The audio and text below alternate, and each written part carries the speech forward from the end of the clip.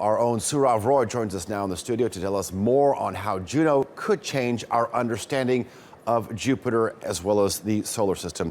Sourav, good to have you on set. So, hello to the red giants. It took them 5 years to get out there. Take us through how difficult the journey was. It's a phenomenal journey. If you look at it, 5 years means almost 2.8 billion kilometers. And the distance traveled by Juno, if you would have sat on the fastest Concorde today, it would have taken you 350 years to get to Jupiter. But the speed at which Juno flew through space, and at its minimum speed, it was about 40,000 kilometers. Right now, when it enters orbit, it's going to be about 250,000 kilometers per hour. That's a phenomenal speed. And it has to avoid collisions with all the asteroids and the comets and the meteors. The space is not just a dark space. It is inhabited by so many other celestial inanimate objects, and you have to pass through those obstacles and hindrances. So I think going from Earth to Jupiter was a huge journey, and it did a great task at it. So this is probably a much more advanced version of what I used to play as a kid, like those Atari games. Absolutely, absolutely. We cannot even fathom the scale at which this is happening. Just to put it in perspective, right now you and I are traveling at about 200,000 kilometers per hour because we are on Earth, and Earth is spinning around the sun.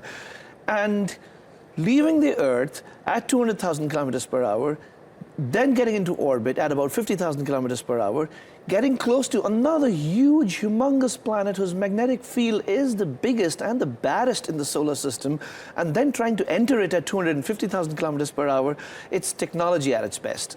Okay. Now, Juno will be orbiting the planet for about 20 months. What are they hoping to achieve there? Well, to start with, the conception of Jupiter that we have is that it's a big ball of gas. And it is pretty much like Saturn, another huge cluster of different gaseous elements in it. And that differs from Earth because? Absolutely, because the first three planets around the sun are all terrestrial planets. They have a surface to walk on. But Jupiter doesn't have a surface. It has oceans of metallic hydrogen. And those are 25 to 30,000 kilometers deep.